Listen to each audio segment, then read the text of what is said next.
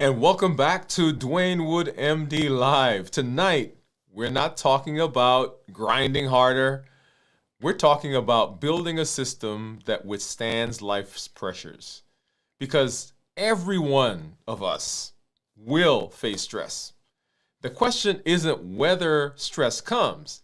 The question is whether you collapse under stress, whether your routine maintains, whether you stay on your health plan, whether your structure is able to absorb it.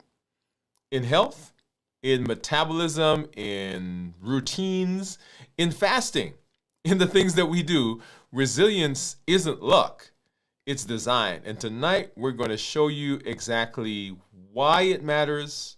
We're going to talk about how resilience gets stronger, and we're going to bring it home and we're going to make it practical. Hey, if you're new to me, I'm Dr. Dwain Woode. That's Wood with an E. The E stands for endocrinology. Here I educate, I empower, and I encourage you to take charge of your health and your life, avoid complications, go to the next level. We're creating the life we've always wanted, and we are living limitless lives. I am here because I want you to have the success in your health just like you're having in other areas of your life. I want you to avoid those complications and be around for the things that are so important to you. Your family, your friends, your career, your dreams. And if you want to be here, you've got to be healthy and you've got to be strong. You don't need superhuman strength. What you need is a strategy you can trust, a plan you can follow, and the support to keep showing up and keep doing what you need to do. Hey, if you're new, go ahead and put new in the comments because I'd love to welcome you with a hand clap and some music. And let you know that we are excited that you're here. We're happy that you're here. If you have a comment, if you have a question, that is, go ahead and put that in the comments because I'd love to make sure that we get to that because that is very important. We want to make sure that we are answering all those questions that you may have as you are we're going through the episode, go through the show tonight. Okay, we've got some good things that we're going to be taking a look at here in just a little while. I've got my monitors off to the side, right? I've got my Dexcom Clarity that's right down below me. And we're going to talk about our Blueprint series. We've been in that series here now for several weeks, and it is an amazing series that we're doing because it helps us to put into place those things that we need to maintain our health. Now, if you've been with us, if you're new, or you are just coming back, if you just need to get a refresher on the channel, on the YouTube channel, there is a playlist and it's called Start Here. So if you're interested in knowing how to jump in, how to get started, what you need to know, what do we talk about here on the channel, go ahead and just drop over there to the Start Here videos. Now, there are several other videos that are on the channel. So if there are other things that you want to know, they're there. But this just simplifies the process for you so that you know where to get started. And then, of course, if you're interested in what we're doing this week, you want to know what the shows are, what the topic is, you want to see what I eat for the last time before I start my fast, and of course what I eat for the first time after my fast is going to be in this week's videos. Make sure that you get over there and watch. And remember, the channel is designed so that when you show up, you don't have to recreate the wheel. You can just plug in, right, to any of our health action pillars and go ahead and get started. In fact, one of the very important ones that we're doing right now is our MOVE campaign, Metabolic Optimization via Exercise. Let's go ahead and let's take a look at that promo right now.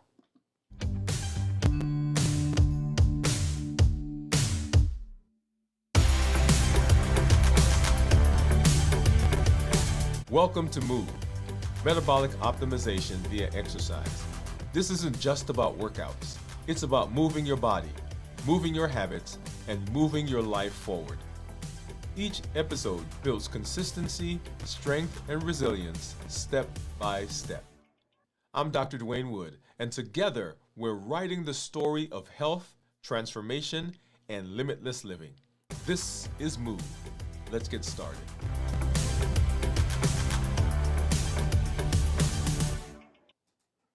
So I am so excited about that campaign. If you remember, we started out with a 100-day walk to consistency, right? We ended up doing 120 days, and then we did 113 days of strength training. All right, and now we are officially in that move campaign. So we are now, right? So if you put all that together, we've been at this now for almost 300 days, y'all. That's right, 300 days. So make sure that you jump in there. It's all on the channel. Like I said, if you're here, if you're new, if you need a refresher, the Start Here playlist is where you want to go. Jump in there, and you can start walking through those. And as you watch the videos, they'll make reference to other videos of other things that you want to know. Like there are some people who are interested specifically in fasting. We've got a playlist out there, how to fast successfully. Of course, we've got our move campaign that's out there, all the shows that we've been doing, all the series that we've had, Play Your Own Game, Finishing Strong, the Health Action Plan, the Heat Model, the COPA, all of that is there. But if you're coming, I want you to make sure that you're getting through the Start Here playlist, okay? All right, so let's go ahead and let's take a look at some numbers, and then we'll say hello to our community members. Let's look at this is what my blood sugars are right now. And you'll see right there, this is my Freestyle Libre. It says that my blood sugar right now is an 86. And if I take my finger and we're looking at this graph down here, this is the last 12 hours. Right, 102, 103. So we've been in the 90s there for most of the afternoon, and then right in here, this is lunch. You see, we started out right about 80 something. That's about 1 o'clock. And let's see, what did I have? I had a salad, and I had 3 chicken fingers. So there you go. So salad and 3 chicken fingers went from an 88 right there up to 128. That was the highest that we got, 128, and then started coming back down and to where we are right now, okay? So from 88 to 128, and then back down to where we are right now. And as you guys know, when I am not fasting, in my regular non-fasting windows, I try to do 1 meal a day. Of course, that's not a hard and fast rule, right? So, and I eat a regular meal, y'all. Let me say that again. So I eat regular food. This is not, biscuits and celery and finger foods. This is real food. Right? And that's the power that fasting brings. So if you're out there, tomorrow we'll start our fast. Come on out and hang out with us. This is not a fasting show, but just wanted to make that point there. All right, so that's where we are. And then, of course, looking at my reports, I can go over here, say my time in range, and we're looking at this number right in here. So 86% over the last 7 days, and you'll see down below 14% are below 70, and that's usually what happens when I'm fasting. If I look at the 14-day, right, 30-day, and of course the one that everybody's interested in is our 90-day, because that's where our A1C comes from. It is an average of our last 90 days. So 86% time in range and 14% low. So I expect my A1C, right, should be pretty good. And we'll take a look at some estimated numbers here in just a minute. Then coming out of that and looking at this report, here I'm looking at what my average blood sugar is for the last 7 days, the last 14 days, 30 days, and then of course 90 days. Once again, that's the one everybody likes to know. So average of 90 is what it is for the last 90 days. And then down here, we break the blood sugars up according to the different times of the day. And I love this graph, or this view, because I can, based on this, make decisions about how I behave during the day. For example, if I notice that, hey, my blood sugars are great for the rest of the day, but it looks like right around lunchtime my blood sugar spikes up, then I've got to look at what I do at lunch. What am I eating? What are my activities? And make some changes. If I notice that I go to bed on time, but during the night my blood sugar spikes up, then my question becomes, what happens to me at nighttime? Right? You see how we can go through and kind of pinpoint different places where we can make changes. So I love this graph, or this view, because it allows me to do that. And then let's go ahead and we're going to look at my Dexcom. And so my Dexcom right now, blood sugar is 119. And I can look at my Dexcom once again for the last 12 hours, but I'm going to go here for 24 hours because the Libre doesn't let me do 24, but the Dexcom does. and I can go and I could look at, see what's been going on with my blood sugar. You'll see there the graph, and so 140s, and as you know, the Dexcom tends to be higher than the Libre, and so even right now, the Libre says that my blood sugar was in the 80s, and right now the Dexcom says 119, right? So almost, was that 20, 30 points higher? Right, there we go. And so down to where we are right now. And then here's my summary. So my average for the last 14 days, 108. But let's hop quickly over to the 90 days. And my average is 114 with a glucose management indicator. And that is a surrogate for my A1C. So if I were to get an A1C, I expect that that's what it would be, or close to that. If you did not see the show that we did, where I actually walked through my blood work as I was going to see my doctor, and you can see there my A1C, my cholesterol, my testosterone, my kidney function, my liver function, sodium, potassium, calcium, my white count, my insulin levels, my C-peptide. All of that is there on that show, and it gives you an idea of the things that you need to be tracking, that you need to be talking to your physician about, particularly if you are metabolic syndrome, if you're diabetic, if you've got fatty liver, and for anyone interested in their general health, that also walks through the things that you need to be paying attention to. Because just because your numbers say they're good doesn't mean that means that you are that you can throw your hands up and say, okay, I don't need to do anything. Okay, I want to make that point. All right. So that's what we see here. And then let's go ahead, and I'm gonna hop over here, and here is I've got my Keto Mojo meter, and I've got my Contour. Keto Mojo gives me glucose and my ketones, and then this one, the Contour, gives me glucose. So let's go ahead and let's take a look and see what those numbers are going. I need to get my container. So I've got a blue strip for ketones and a brown strip for glucose. I need a strip for my Contour, and then let's see, do I have, okay, there it is. I thought I was out of my Lancet. So here's my Lancet. Let's go ahead and get a strip out for the Contour. And so we've not been fasting now since we broke our fast last week. So if you have a guess of what you think it is, go ahead and drop that in there. And I think I see some people already starting to put some guesses in. I'm going to guess that it's going to be in the normal range. And then I'm going to go ahead and open up this ketone strip just so I can have it off to the side, because you know that's the one that usually gives me trouble opening up. So I got that off the side. And then here's my Lancet. As you know, I don't use a lancing device, so I'm going to just open this up. And this is the finger I've been picking on, so let's go ahead and, let's do that tonight again.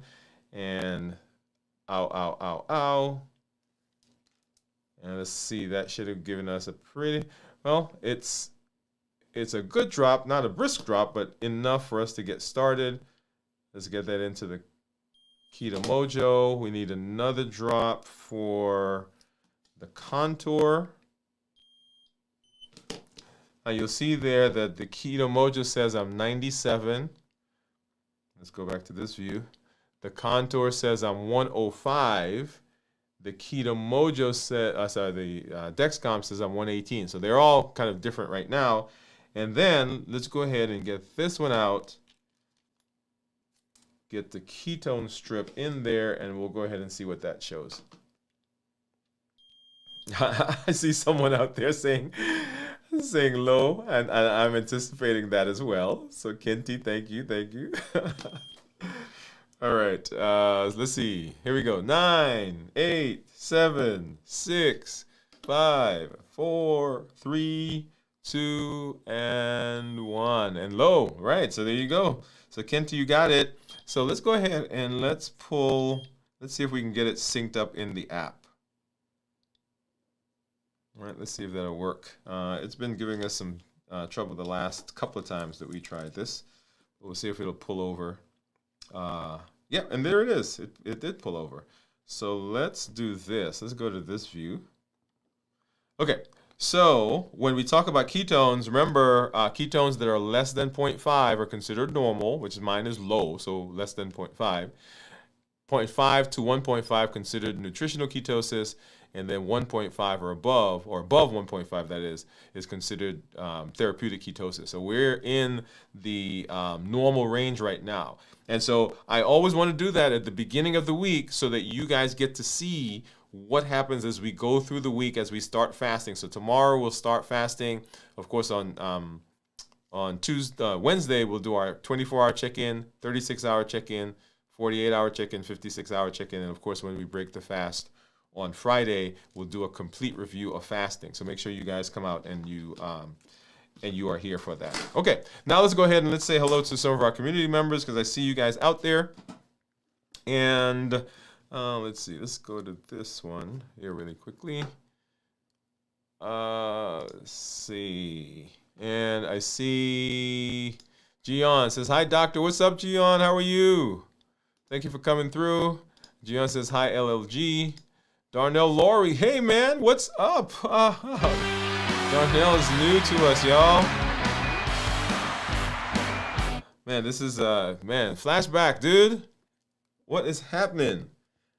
I see, I've been following you guys a little bit on what you guys been doing. So thanks for coming through. Say hi to the family for me. So just good to see you. Just good to see you here in the space, by the way. Gian, she said, "Thank you, doctor. Thanks for programming." She said, "I respect you leading us. I'm starting my 12:48 fast today." So Gian, congratulations, by the way. Hand clap to you. And if you guys have been following us, you guys heard me do a shout out to Gian last week because she was on her 11th week of 48-hour fasting, and this week she's this is the 12th week of fasting for 48 hours. So yeah, great. And then Gian is guessing 0.3. Kenti is guessing low. And Gian, I hope your fast goes smoothly. Let's see. Ha. Good evening, doc.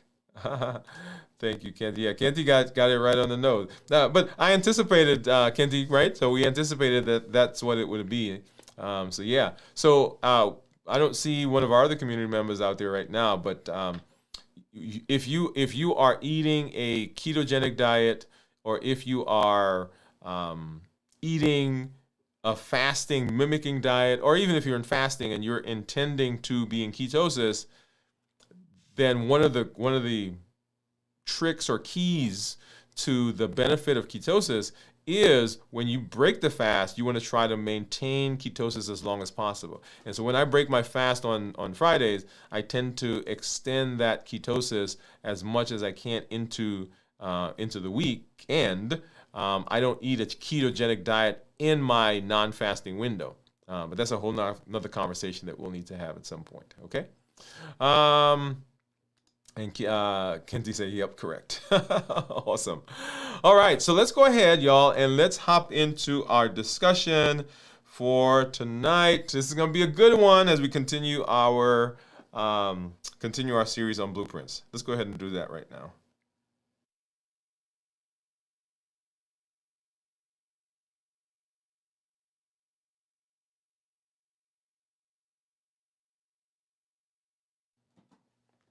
All right, so in this episode, we are continuing in our blueprint series, and this is an amazing one.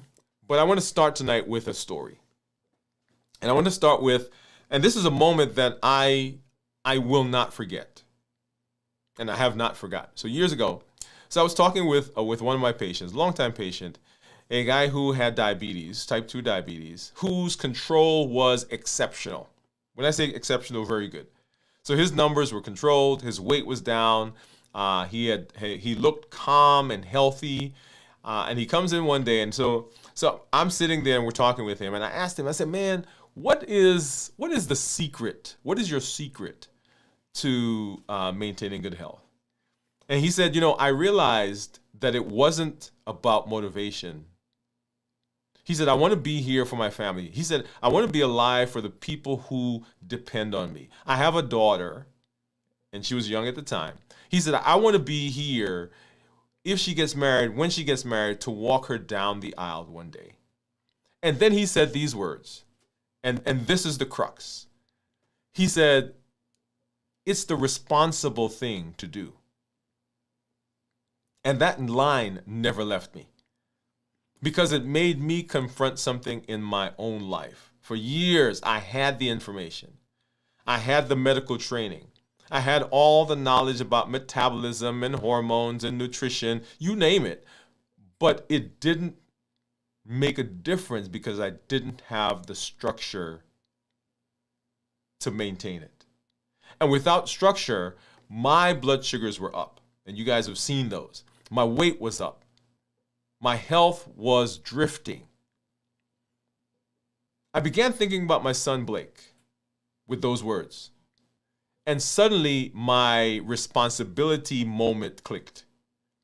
I needed to be around for him, not just alive, but healthy and present and stable and strong for the young man. That's when structure became non-negotiable.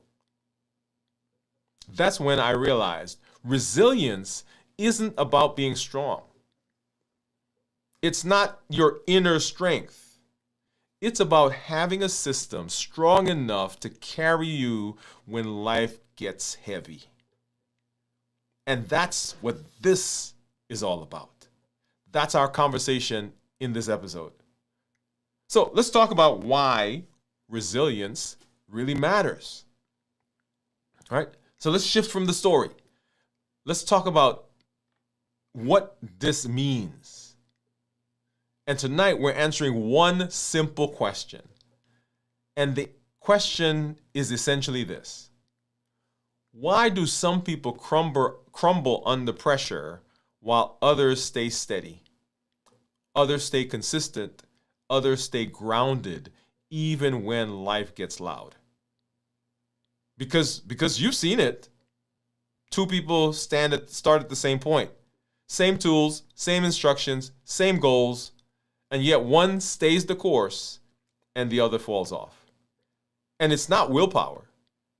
It's not personality. It's not desire. It's not wanting to be healthy and the other doesn't. And despite what people think, it's not luck. It's structure.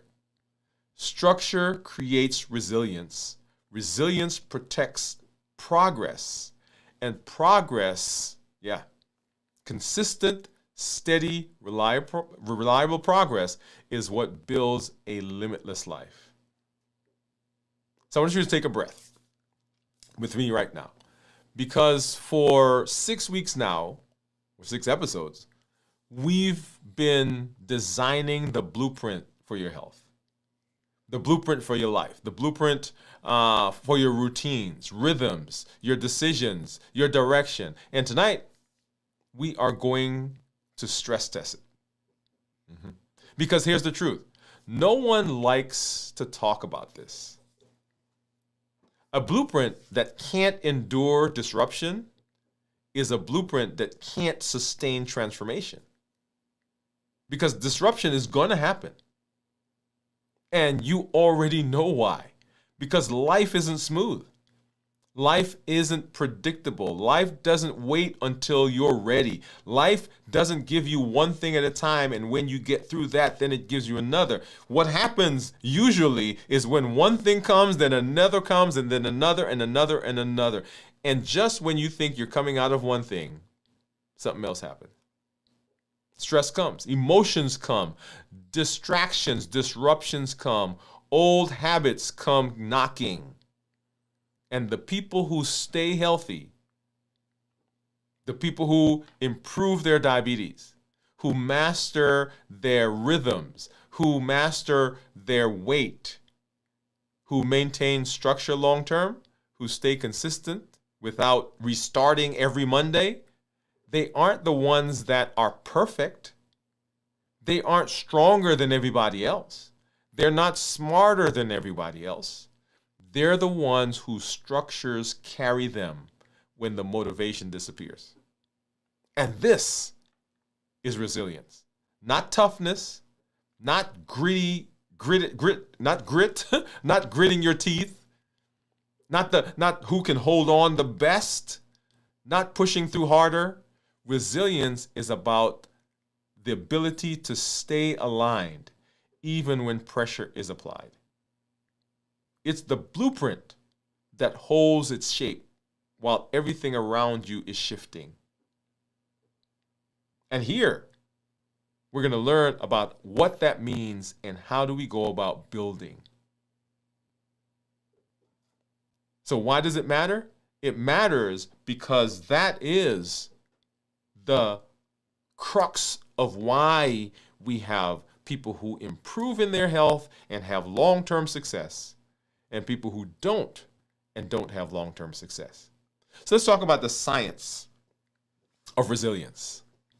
Right? So now that we're shifting away from that story, because resilience, the ability to bounce back, to stay steady, and to recover quickly, it's not a personality trait. It's not a mindset trick. And it's certainly not a matter of luck or genetics. Resilience is a biological blueprint. It is built, and it is built from the inside out. So what we want to do is I want to show you 3 internal systems that help to determine whether you stay grounded under pressure or you collapse. Now, the beauty about this is that this works for health. This works for relationships. This works for parenting. You can take this and you can extrapolate it and apply it in so many different areas. Number 1, the stress system. Your cortisol rhythm. Cortisol is your body's first responder, the system that interprets stress and manages your reaction. When your structure holds, when your routines, rhythms, and boundaries are consistent, your cortisol follows a predictable pattern. It rises in the morning, it fuels your alertness and your focus during the day, then it gradually declines in the evening. This is what happens. This is how it's supposed to work. It helps to wake you up, it helps to give you the energy that you need, and then it recedes into the evening. When this rhythm is intact, you feel mentally steady, emotionally regulated, less reactive, more grounded, more capable of handling stress when things are going on. You feel clearer. But when structures break, when sleep is random, meals are unpredictable, stress is unmanaged, cortisol spikes, and everything becomes chaotic. Yeah. Think about it. The times when you seem to be at wit's end are the time when things are just not normal. They're not in the flow. I can't tell you the number of people that I talk to, and I'll put myself in there too, that say to me, man, I was going fine until X. And you could put X in there, whatever X is, until we traveled, until my son got sick, until something happened on the job, until I had that project, until I had that exam. Whatever it is, plug it in. But things were fine until. And when that until happens, if we don't have the structure, if we don't have the ability to bounce back, blood sugars rise, hunger increases, mood becomes unstable, you lose focus, small things feel overwhelming, decisions become reactive instead of intentional. Resilience starts to crumble right there. Because no matter how motivated you are, I want you to hear this. It doesn't matter how motivated you are. It doesn't matter how much vision you have. It does not matter how much desire you have. You cannot outperform a dysregulated stress system. Right? Number 1, your stress rhythm. or stress system. Number two, the metabolic system. This is your energy stability. Now, this one is important. And in our last episode, we talked about putting things in place to help stabilize energy. Resilience is impossible when your energy is unstable. If your metabolism is swinging, your emotion will swing with it. Your decisions will swing with it. Your willpower will swing with it. Stable energy, stable emotions, and then stable decisions. That's the progression. If my energy is stable, then my emotions will be stable and my decisions are stable. This is why we are so intentional about the health action plan.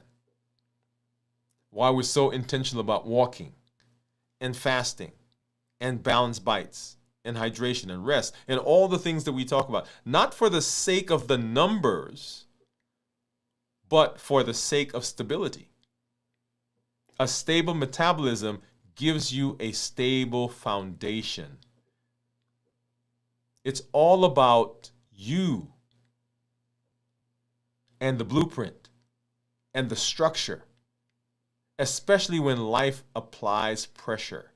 Think about it. If you don't have to think about what to do next because it's been ingrained, it is a routine.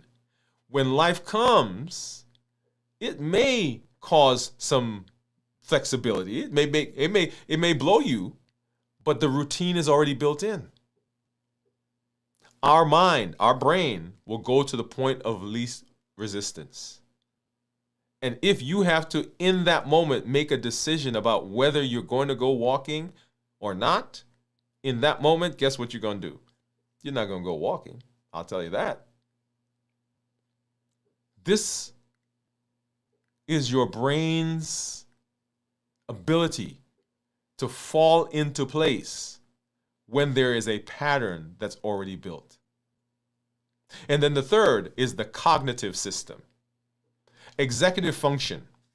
This is your command center, the part that's responsible for emotional regulation, pattern recognition, decision clarity, task initiation, follow through, self-control, name it, right? This is it right here. And here's the key. Your executive function performs best when your life is predictable. Think about it. Once again, if you don't have to make a decision in that moment because the decision is already built, it's already baked in, it's already a rhythm, it's already grooved, the grooves are already set. Structure actually frees your brain to think clearly because now I could put energies into making a decision, into dealing with the thing that is now causing a problem. Otherwise, I'm divided. When I'm in the office, I talk to a lot of people about situations that are going on in their lives. And often I'll walk into a room and I'll ask the question, what's going on in your life right now? Or how have you been since I last saw you?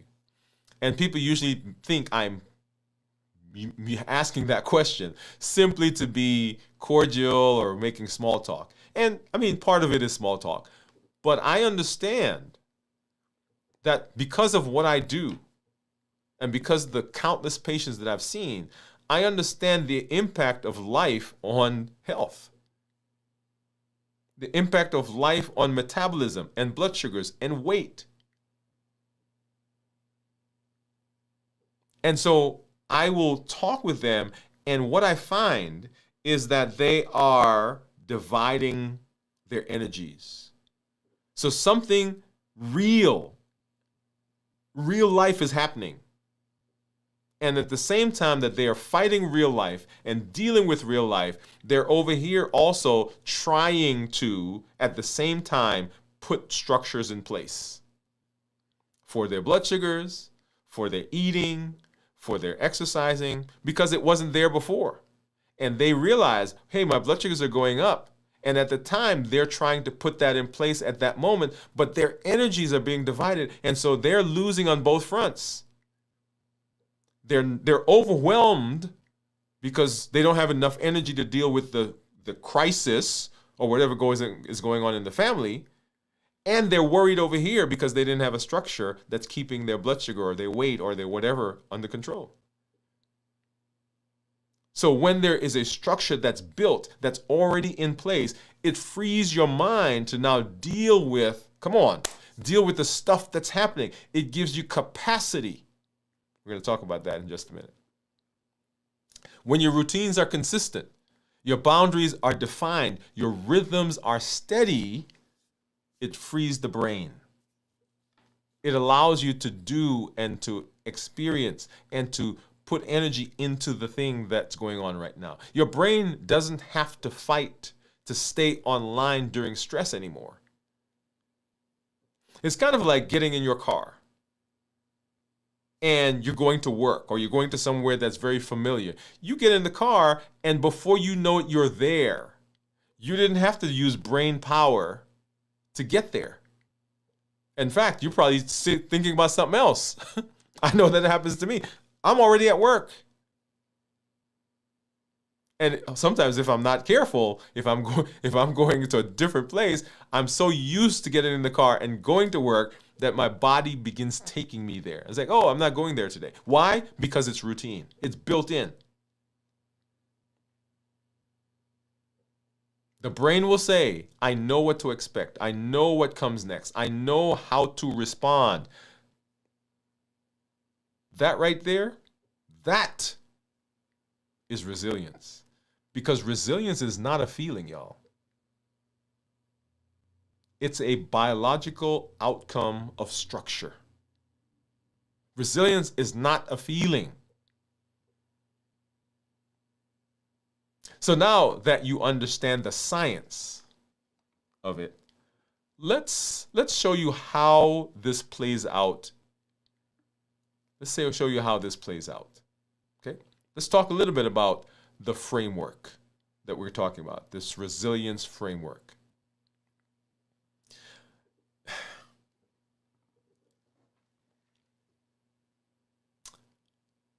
Did I say resilience is not biological? Did I say it's structural? We often talk to people and we use phrases like, oh, they're not resilient, as though it's a personality trait. Well, if he was more resilient, if she was more resilient, and we make it a personal characteristic as opposed to and something that people are either born with or they're not, as opposed to something that's learned. It's not about being strong-willed. It's not about something that some people are born with and some people don't have. Resilience is built, it's designed, and it has structure. So let's talk about those. And three things, right? And we've talked about one of these already, well, most of them. Number one, predictability. Your brain works best when life has patterns.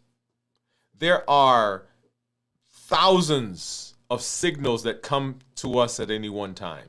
And our brain, we don't have the capacity to identify and deal with all the signals that come to us during the day. And so what our brain does is it takes those signals and it forms patterns with them. And it drops them into buckets. Okay, that one is kind of like this, what I've seen before. That one is like this, I've seen that before. That one is like this, I've seen it before. And we behave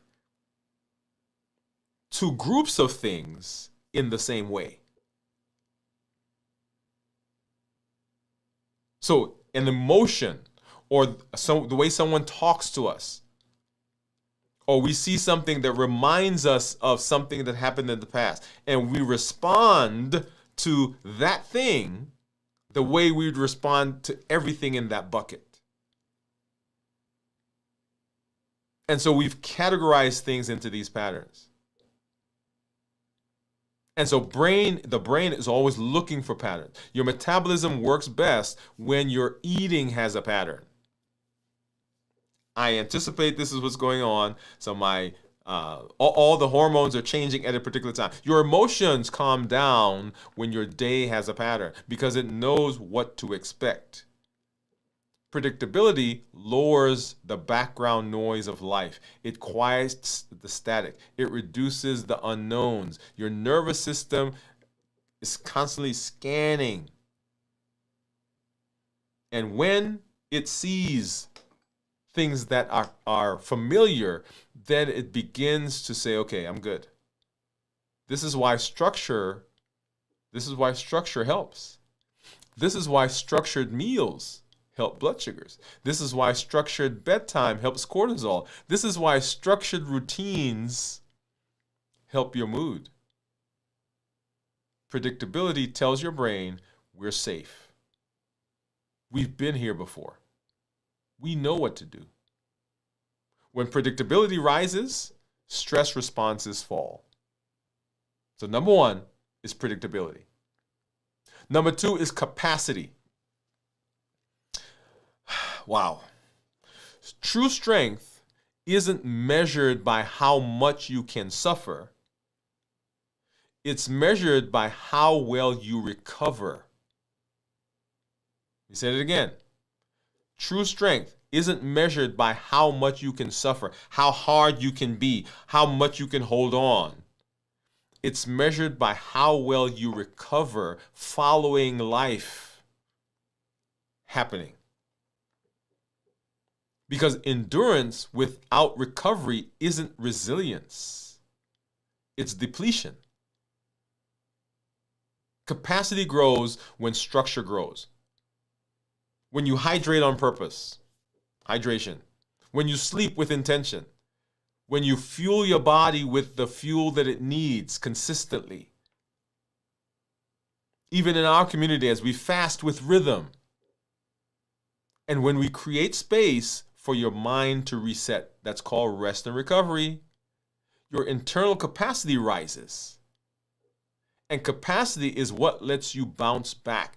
When you're at your fullest, anything that comes pushes you over.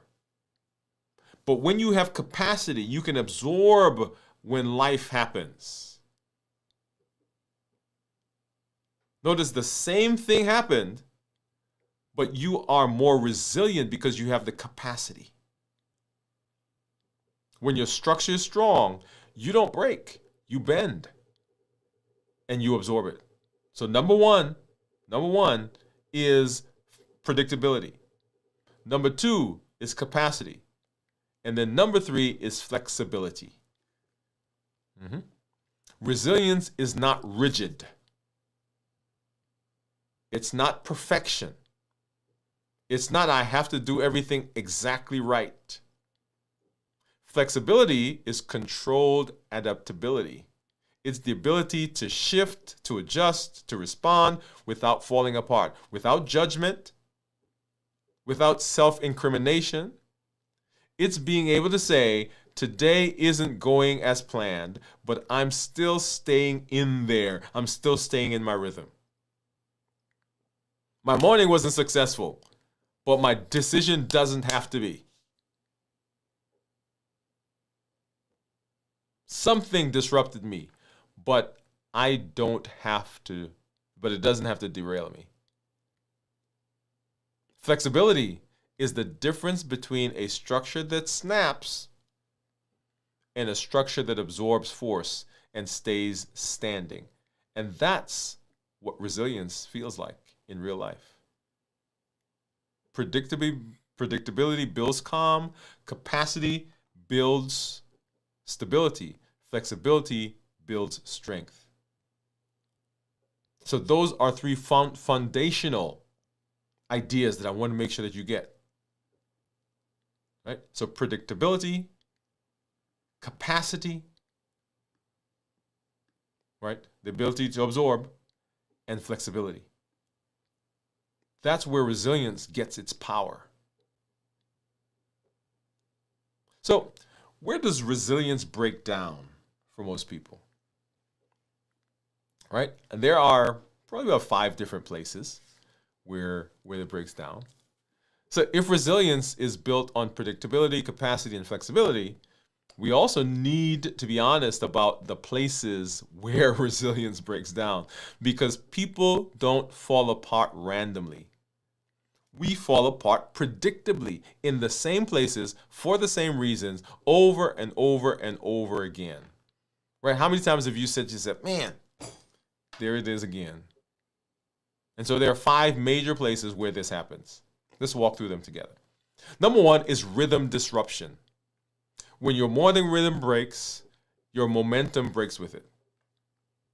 When you're off schedule, when you're out of sync, because your morning is not just a time slot, it's an anchor. And when the anchor moves, the entire structure shifts.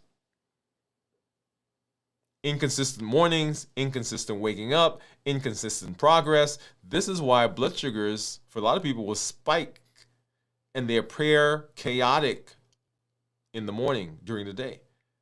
This is why emotional regulation drops when your day starts disorganized. Rhythm disruption. Your rhythm is your stabilizer. When it's disrupted, everything else becomes harder. Number 2, mental overload. This is the second stress point. Mental overload. So too many open loops, too many decisions, too many responsibilities floating around with no place to land. When your mind is overloaded, your structures can't support you. Not because you're weak, but because your brain is carrying too much without a system. I've talked before about being able to take the things that are in my mind and drop them into my digital organizer. When it comes out of my mind, guess what? My mind begins to calm. Mental overload erodes resilience because the brain interprets it as danger. Danger, Will Robinson. You guys remember that? And when your brain senses danger, it stops thinking clearly because it's in fight or flight mode at that point. It starts reacting emotionally. This is why predictability or predictable structures can't be optional. It's a neurologic protection. Mm-hmm. The next one is emotional carryover. This is when yesterday's stress becomes today's operating system. When you take stuff from yesterday, the weight from there that you haven't dealt with, and you bring it into today. It begins to compound because you already got some stuff for today. And you start reacting to today's challenges based on yesterday's exhaustion. How many times have you dealt with something today and you're actually reacting to something that happened yesterday? Some person, some conversation, some whatever happened. And this shows up in behaviors all the time, right? Think about it. Eating when you're not hungry. Why? Because you're frustrated, you're anxious, you're bored. Skipping your routine because you think, well, I don't have the time to stick with my routine, so I'll just do it this one time. And this one time turns into the next time and the next time and the next time. Number 3, abandoning the structure. So you skip the routine, and then there's something you've put in place, but this time you think that it's better to just, let's not do it this time. We'll come back to it next time. Or slipping back into old patterns. Yeah. So emotional carryover. Not because you don't know what to do, but because you're carrying too much emotional residue. Structure isn't just physical, it's also emotional hygiene. It helps us calm and clean. And next, poor recovery. Another stress point. This one is simple, but it's complicated. You cannot be resilient and sleep deprived at the same time. Sleep debt lowers capacity. It disrupts cortisol. It weakens willpower. It destabilizes blood sugar. And it makes small problems feel like humongous problems. Rest and recovery is not a luxury. It's the biological equivalent of resilience. When the rest is poor, resilience begins to collapse. And then misalignment. This one, y'all, maybe the most quietly destructive of all of them. Resilience erodes when your daily choices contradict what you say you want. There's dissonance there. There's friction there. When your goal is one thing, but your structure supports something else, it causes frustration.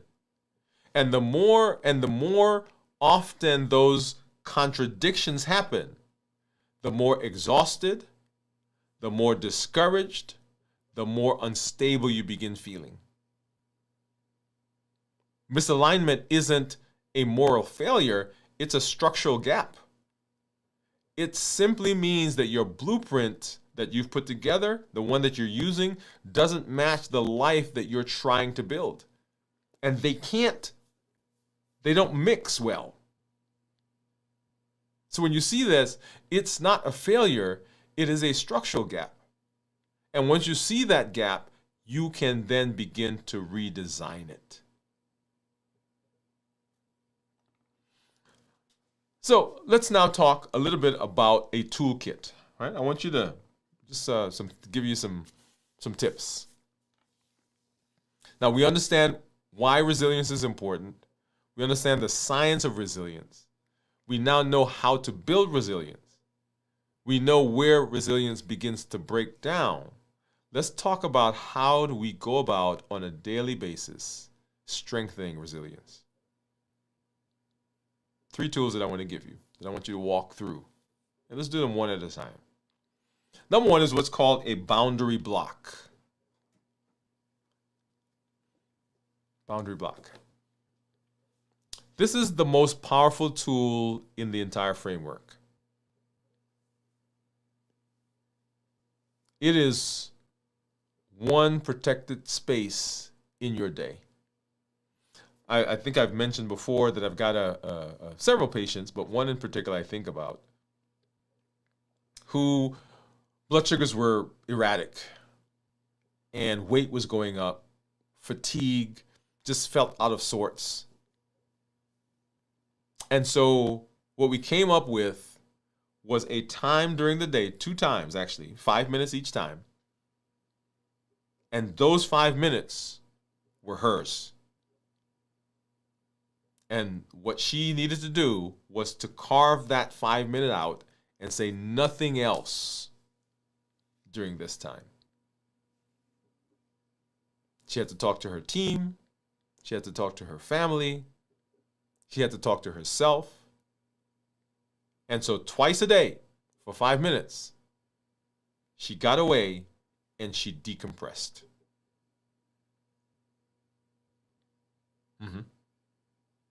That belongs to you. It cannot be invaded by stress, by people, by chaos. A boundary block. Maybe it's the first 15 minutes in the day. Maybe it's the first 5 minutes in the day. Whatever. This is yours. It may be in the morning. You go for a walk. Maybe in the evening, before bed, midday. A quiet car moment before going into the house. When I'm on my way home, there's a place here where I shift from work to home. And when I see that, there's here in town, we've got the rocket. As I'm coming on the highway, I see the rocket. We got the Space Center here. When I see the rocket, that's my signal. Hey, time to switch. And when I switch, okay, boundary block. The goal isn't activity.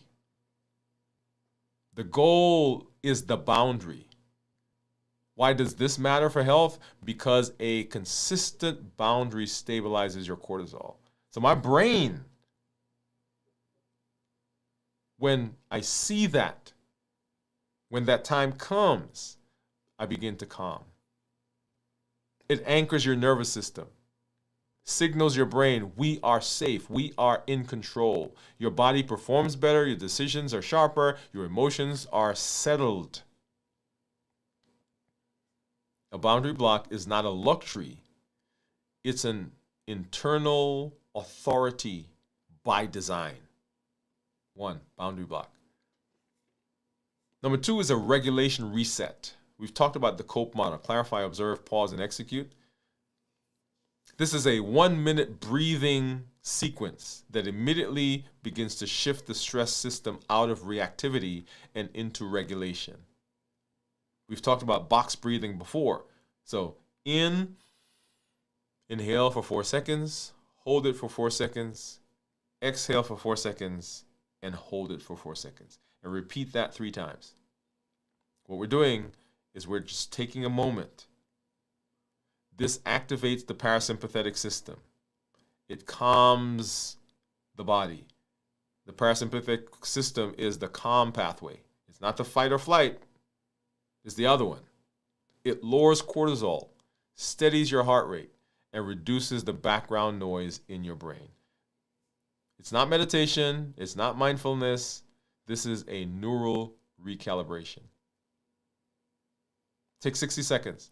And it changes how you think, how you decide. It changes how you respond.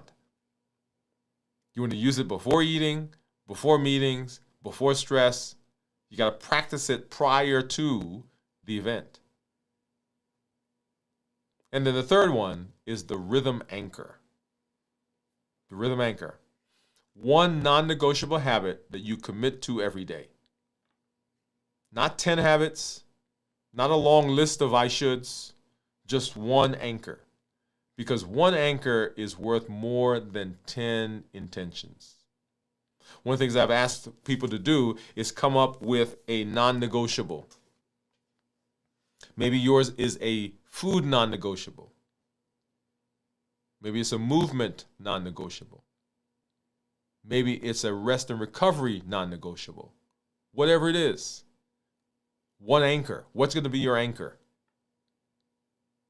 Maybe it's a hydration, a 10-minute walk, a protected bedtime window, screens off at a certain time, 1-minute nightly reflection,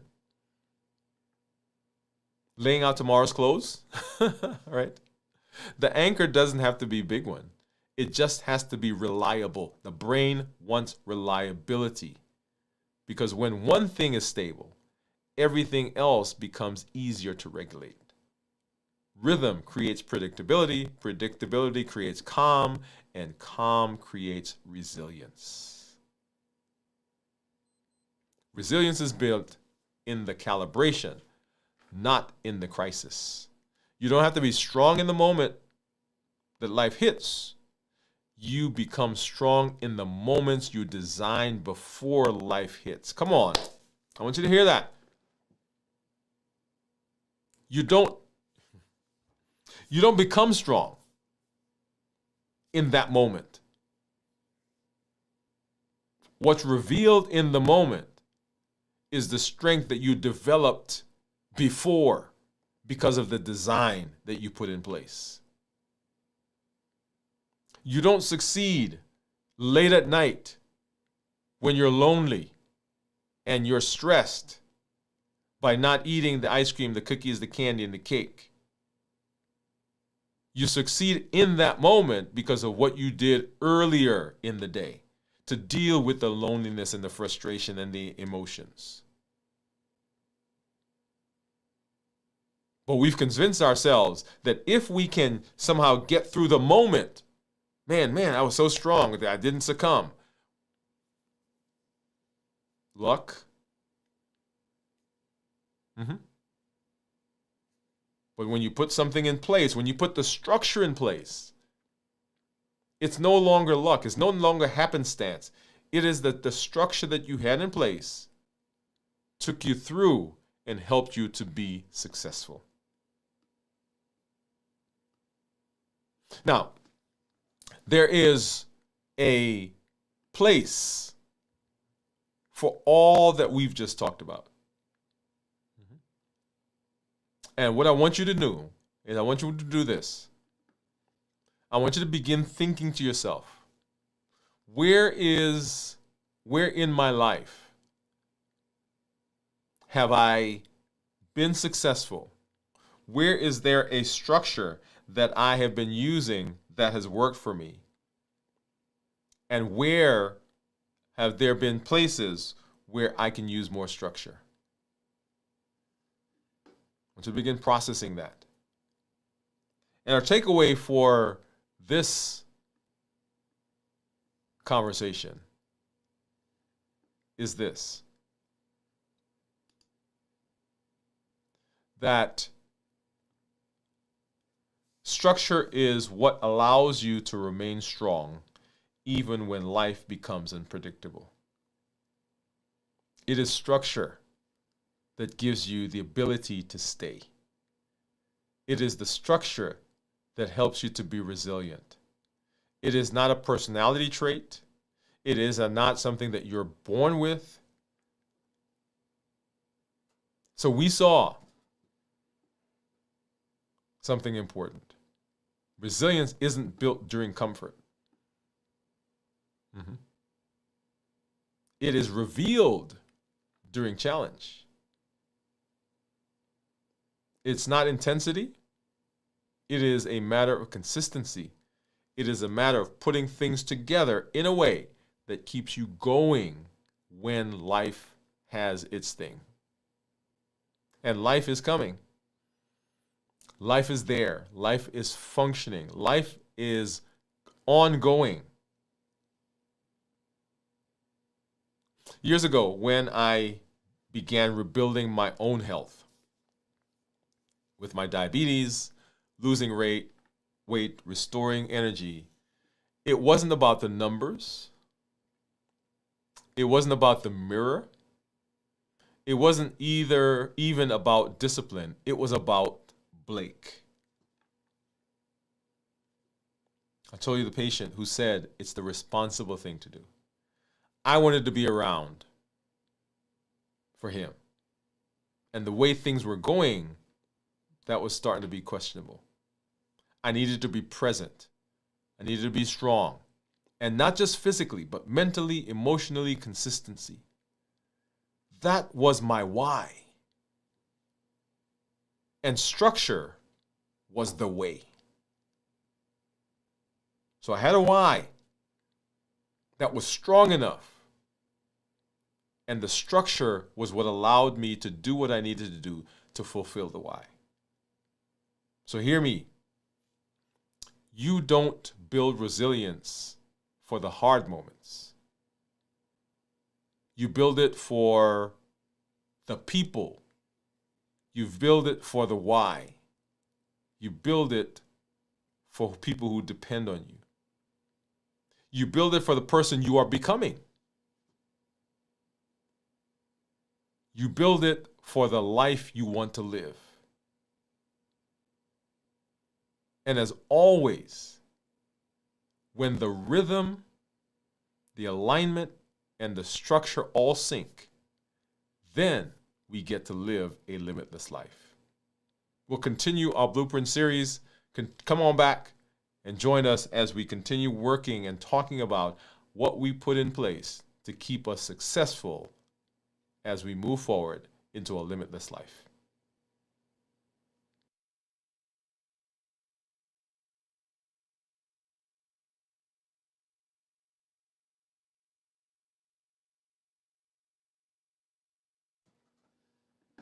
All right. And you guys know what I'm going to say, right? One of my favorite conversations. Now we'll come back, and actually there's a second part to that conversation that we will have that now talks about, now that we have that base, what do we do with it? Okay.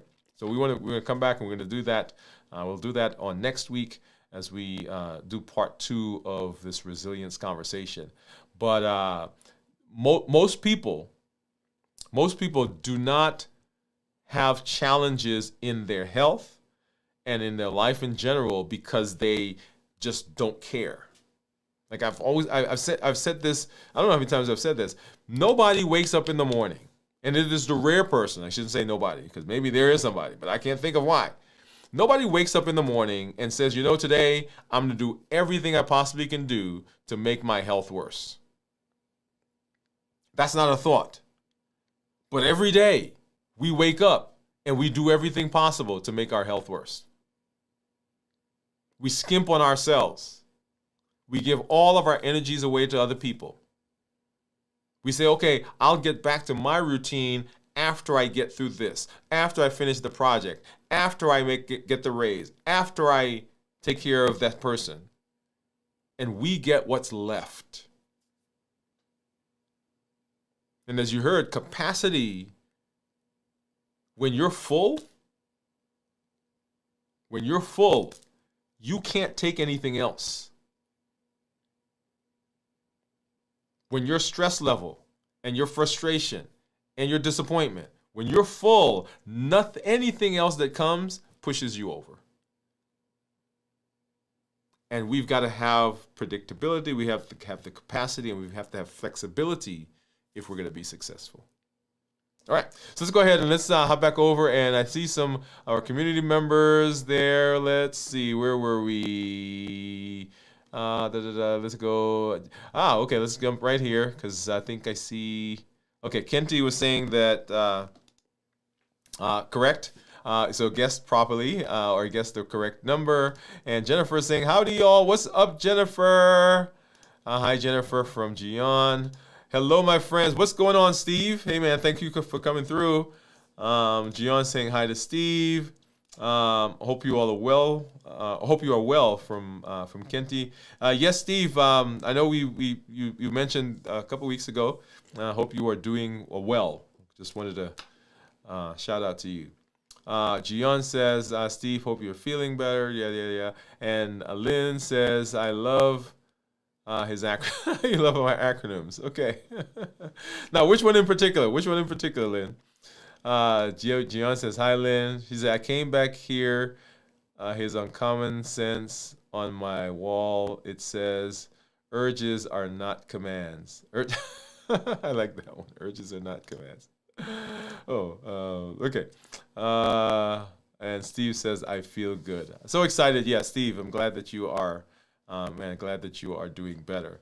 Hey, y'all, this process that we're going through, the Blueprint series has been an exciting one for me because it is the crux of our metabolic dysfunction, the things that we do. And you heard me say when we started talking about how to build and how to strengthen resilience. And I said you can actually take this and you can apply it across the board to lots of different areas. And that is so true.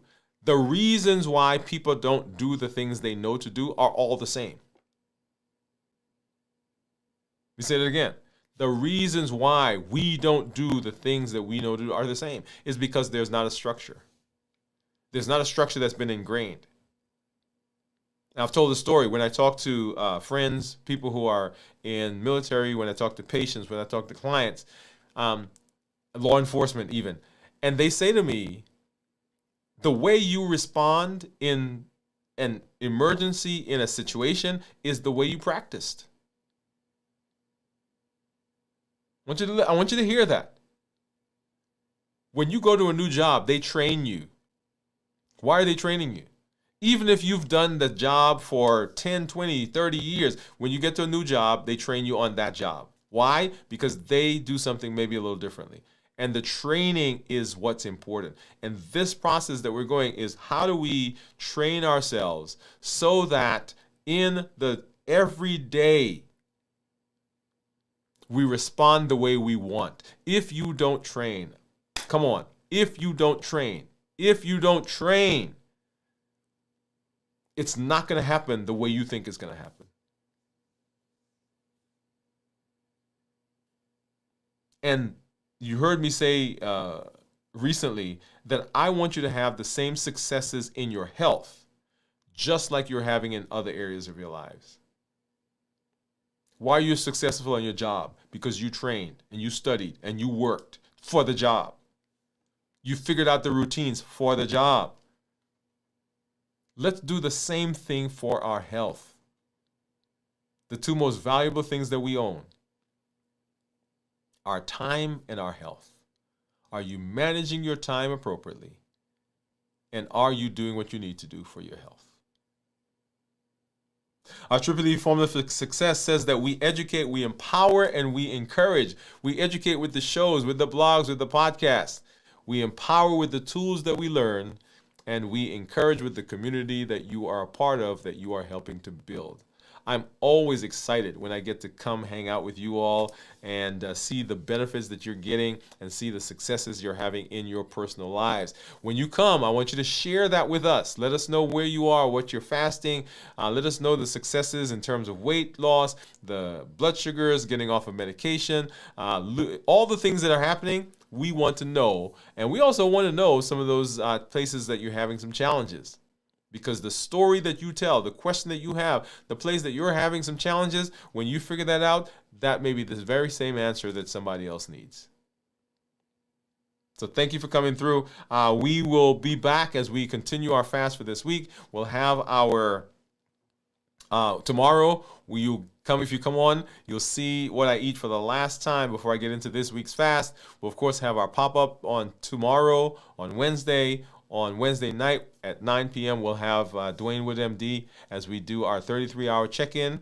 On Thursday, we'll do our 48-hour pop-up, and then 56-hour check-in at 9 p.m. And then, of course, on Friday, we'll have our complete review of fasting, how to prepare for the fast, how to get through the fast, and how to break the fast. And then we get through the rest of the week. For those of you in our community, we'll have that link up here in just a minute. We'll see you over there in the community area. For everybody, thank you for coming through. Remember to join us for our Move campaign. Let's go ahead and watch that promo right now, and then we'll be out of here. Good night, everybody. Thank you for being here. And remember, we are living limitless lives. This is Dr. Dwain Woode. That's Wood with an E. The E stands for endocrinology. I educate, I empower, and I encourage you to take charge of your health and your life, avoid complications, go to the next level. We're creating the life we've always wanted, and we are living limitless lives. I'm here to help you have success in this area, in your health, just like you're having in other areas of your life. So you can show up for those things and people that are so important to you, the family, the friends, and for the dreams that you've put so much time into. You don't need superhuman power. You don't need superhuman strength. What you need is a system you can trust. You need a plan you can follow. And you need the support and determination to keep showing up. All right, everybody, have a great one. Here's a promo, and we'll see you in the community.